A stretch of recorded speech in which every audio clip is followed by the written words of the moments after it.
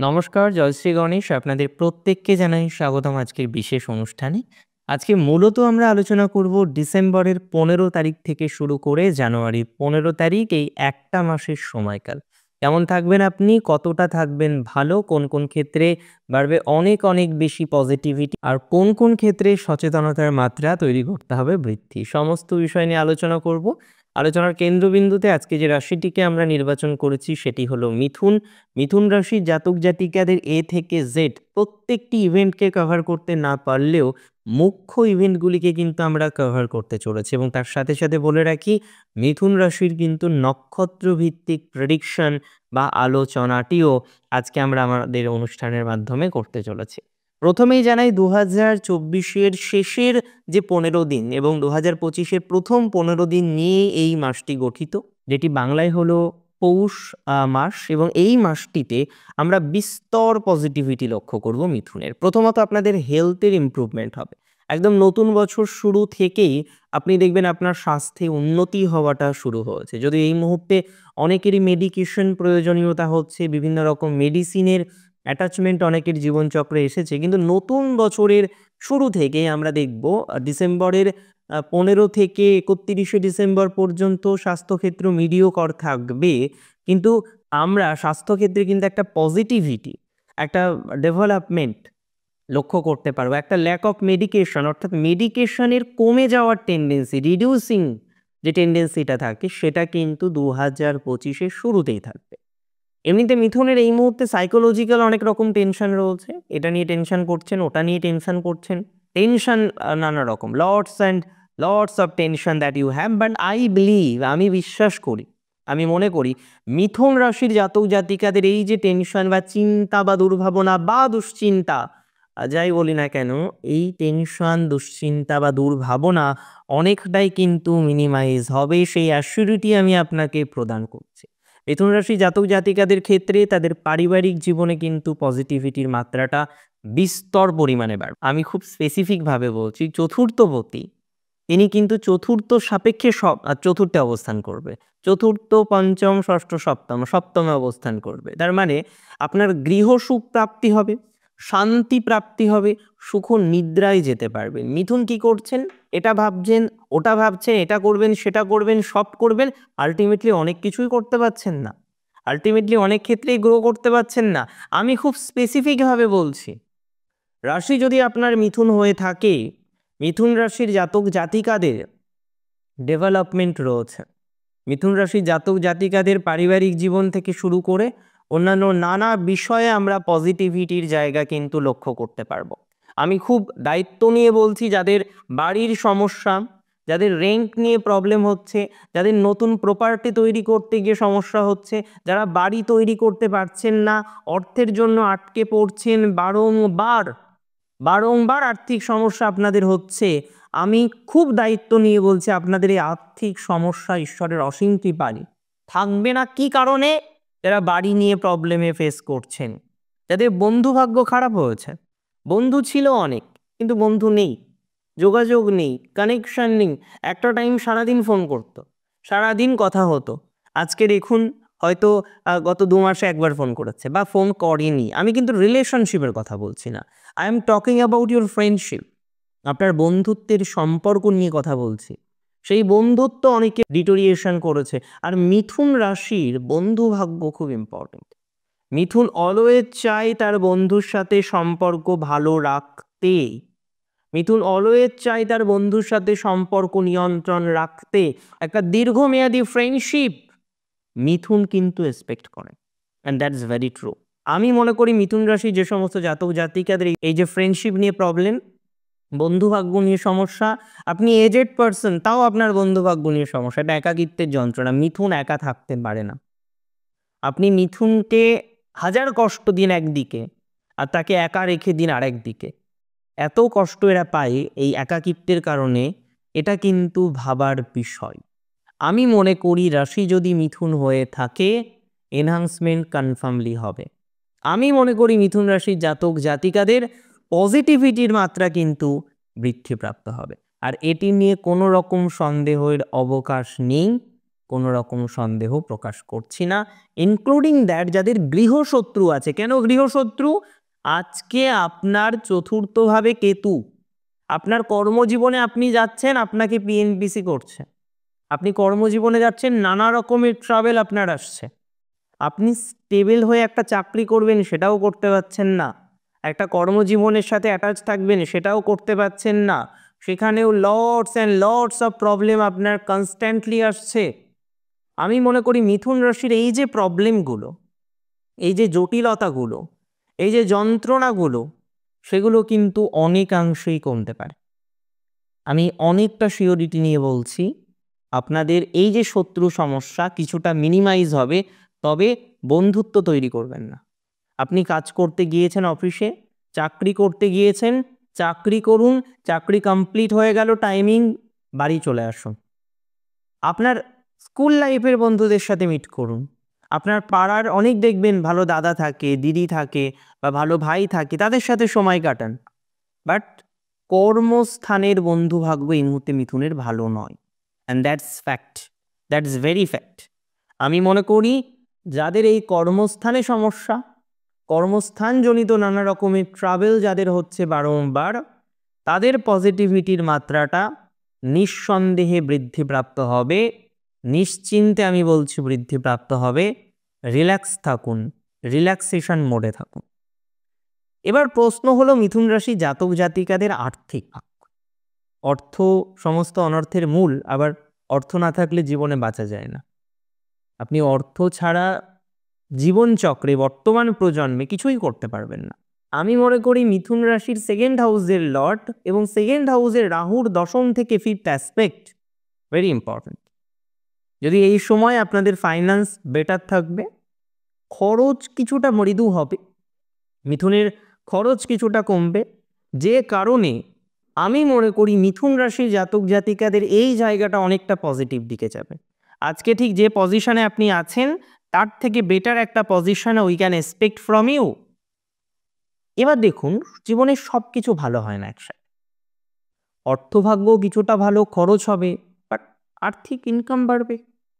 11th Lord বক্রগতিতে যাচ্ছেন, second হাউসে বক্রগতিতে যাচ্ছেন, 2-11 কম্বিনেশন, সঙ্গে 8-9 কম্বিনেশন।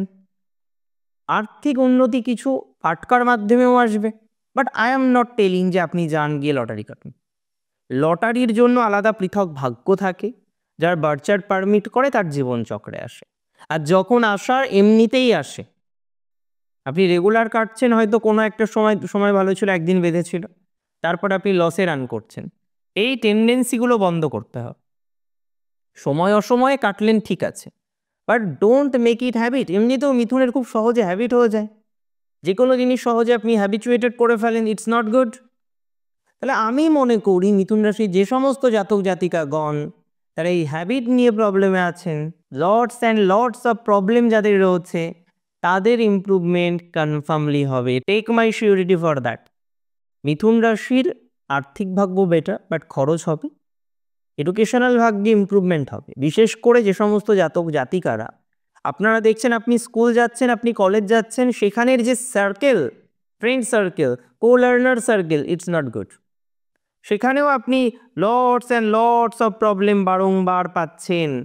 আমি মনে করি মিথুনের এই জায়গা থেকে পজিটিভিটির মাত্রাটা কনফার্মলি বৃদ্ধিপ্রাপ্ত হবে। আজকে ঠিক যে পজিশনে আপনি আছেন, যে অবস্থায় আপনি আছেন, এটা জেনে রাখুন আপনার ডেভেলপমেন্ট হবেই। সেটা আমরা কর্মজীবনেও পাবো, এবং কর্মজীবনে পেতেই হবে, কারণ দশমপতি গ্রহ তিনি বক্রগতিতে আছেন, 11th ইনক্লিনেশন আছে, বাট পরিবর্তন হবে। যারা বিদেশে আছেন, ফরেনে আছেন, তাদের হয়তো চেঞ্জটা আর একটু বেটার হতে পারে। তাহলে যারা ফরেনে রয়েছেন, যারা দূরে রয়েছেন, তাদের পজিটিভিটির মাত্রাটা অনেকাংশে বৃদ্ধিপ্রাপ্ত হবে। I don't have any doubt regarding this. মিথুন রাশির জাতক জাতিকাদের ক্ষেত্রে মায়ের সাথে যে রিলেশনশিপটা খারাপ হয়েছে, গুরুজনদের সাথে যে রিলেশনশিপটা খারাপ হয়েছে, সেই রিলেশনশিপটাও ইমপ্রুভমেন্টের দিকে যাবে। এই সিওরিটি আমি আপনাকে প্রদান করছি। মিথুন রাশি জাতক জাতিকাদের সব কেন খারাপ হবে? তার গুরু ভাগ্য ভালো, তার গুরুজনদের সাথে রিলেশনশিপ ঠিক হবে, যোগাযোগগুলো ইমপ্রুভ করবে, কনফার্মলি করবে। তবে মিথুনের মায়ের সাথে সব কিছু ঠিকঠাক থাকলেও ইনলজের সাথে প্রবলেম প্রচুর, বিভিন্ন ক্ষেত্রে ইনলজ প্রবলেম বারংবার মিথুন রাশির জীবনচক্রে আসে। ইনলজের সাথে রিলেশনশিপ ইস্যুস, ইনলজের সাথে bonding issues, lots and lots of problem that you may face, right? এই জায়গাগুলো ইমপ্রুভ করে অ্যান্ড কনফার্মলি করবে। মিথুন রাশি জাতক জাতিকাদের মানসিক চাপ নিয়ে যারা ভুগছেন, লিটারেলি সাইকোলজিক্যাল কাউন্সিলিং করাতে হচ্ছে, তাদের ইমপ্রুভমেন্ট রয়েছে, তাদের পজিটিভিটি রয়েছে, ধীরে ধীরে তাদের ডেভেলপমেন্ট আমরা দেখতে পারবো, এক্সপেকটেশন রাখছি। চলুন এবার আমরা অন্য একটা বিষয় নিয়ে আলোচনা করে ফেলি। অ্যান্ড মিথুন রাশির এবার যেটা নিয়ে আলোচনা করব সেটি হলো নক্ষত্রভিত্তিক প্রেডিকশন। মৃগশিরার এডুকেশন বেটার, মৃগশিরার দেবগণ বেসিক্যালি যারা দূরে আছেন, অনেক মৃগশিরার বাড়ি কলকাতা, থাকেন ব্যাঙ্গালোর, বাড়ি আসানসোল, আপনি থাকছেন হায়দ্রাবাদ, বাড়ি পূর্ব মেদিনীপুর, আপনি থাকছেন Pune, just for an example, যে আপনি জন্মস্থান থেকে দূরে আছেন, and that is fact.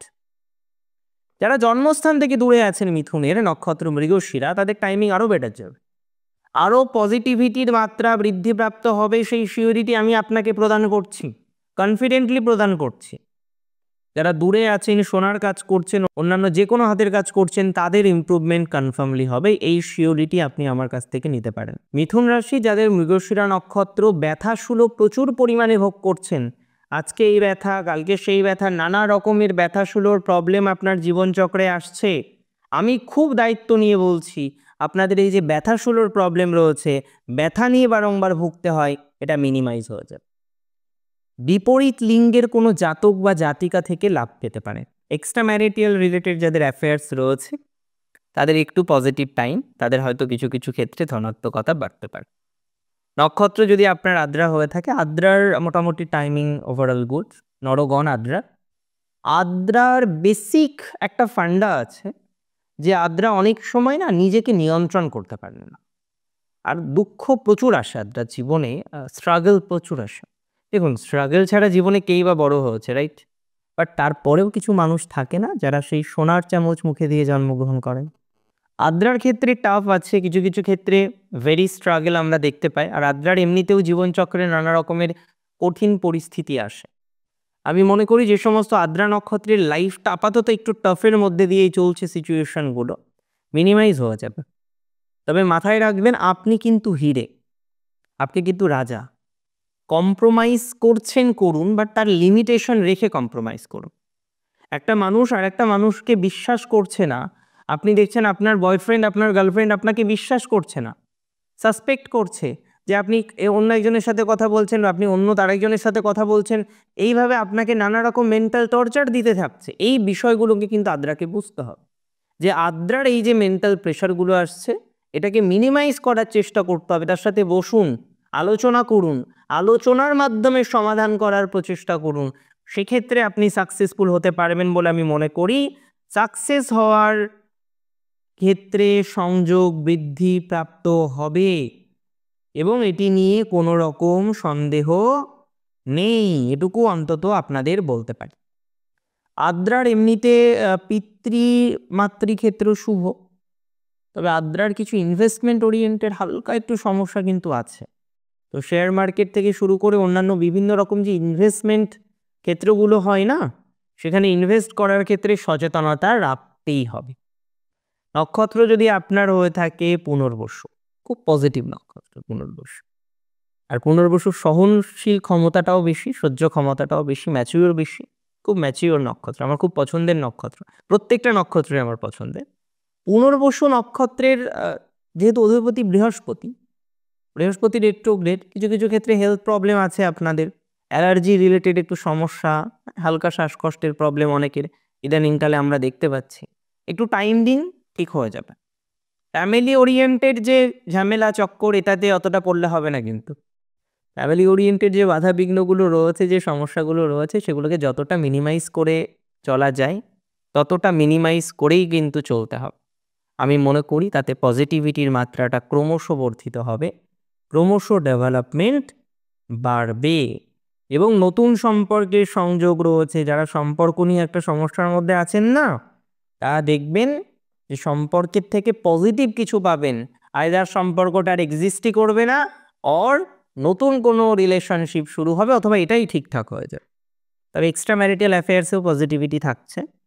Positivity বাড়বে আপনার ফাইন্যান্সে, ইনভেস্টমেন্টে। তবে ইনভেস্টমেন্ট ঠিক করে করলে পজিটিভিটি বাড়বে, মানে হঠাৎ করে আবেগ প্রণোদিত হয়ে কোনো ইনভেস্টমেন্ট করা যাবে না। পুনর্বসুর এটা কিন্তু মাথায় রাখুন। একাডেমিক লাইনে যারা আছেন তাদের গ্রোথ বাড়বে, সিচুয়েশনের ইমপ্রুভমেন্ট রয়েছে। চশমার দোকানদার রয়েছেন যারা, মেডিকেল প্রফেশনে আছেন যারা, মেডিসিন ইত্যাদি ইত্যাদি বিষয় নিয়ে সংযুক্ত যারা, তাদের ডেভেলপমেন্ট অনেকটাই দেখতে পাচ্ছি। আজকের অনুষ্ঠান সম্পর্কে আপনার মতামত আমার কাছে গুরুত্বপূর্ণ, আমাকে জানান আপনার মতামত। অনেক ভালো থাকুন আপনারা, সুস্থ থাকুন এবং অবশ্যই শ্রী গণেশের কৃপায় থাকুন, তার চরণে থাকুন। শেষ করছি আজকে এখানেই। জয় শ্রী গণেশ।